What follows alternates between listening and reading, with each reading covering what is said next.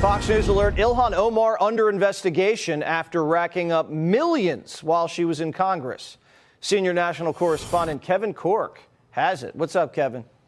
Good to see you, my friend. What's the old saying? Follow the money? Well, that's precisely what the House Oversight Committee is doing. They are probing squad member Ilhan Omar's skyrocketing family wealth, Jesse, especially in the wake of that $9 billion, some would argue $19 billion, Somali social services fraud scandal that exploded in her district in Minnesota. The oversight chair, James Comer, says his team's lawyers are exploring the extraordinary step of subpoenaing Omar's spouse over his curious business practices.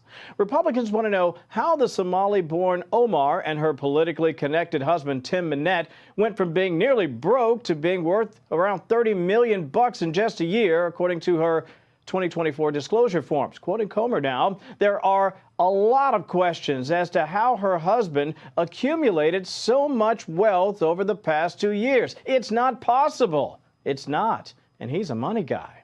Minette and his partner, Will Haler, back in 2022, formed an investment firm, Jesse, named Rose Lake Capital. They had $42 in their bank account at the time, but in a year, up to $25 million, according to Omar's filing. By the way, he also has a wine business that went from next to nothing to millions on its books. Not surprisingly, associates were so perplexed about the irregularities, they brought information and attention to the feds to, look into it. Now, for her part, the Congresswoman has repeatedly, and I say defiantly, denied any wrongdoing while being also careful to criticize the ongoing probe. But, sometimes they say, Jesse, the ones who yell the loudest have the most to hide. Well, innocent until proven guilty. I'm sure everything was perfectly legal. We're just checking to find out. Kevin, good to see you. Let's be real for a second. Something about this whole situation doesn't add up, and people can feel it even if they can't quite explain it. You got public officials going on national TV speaking confidently, shaping the narrative, and presenting themselves as victims of unfair treatment. But at the same time, there are real questions being asked behind the scenes that aren't getting clear answers. And here's where it gets interesting. If the roles were reversed, how do you think this would play out? Think about it.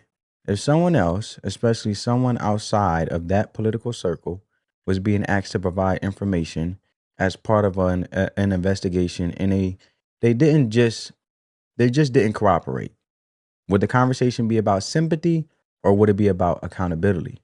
Because in real life, for regular people, that's not optional. If you get asked for information by authorities, you don't just ignore it and then go on TV to refrain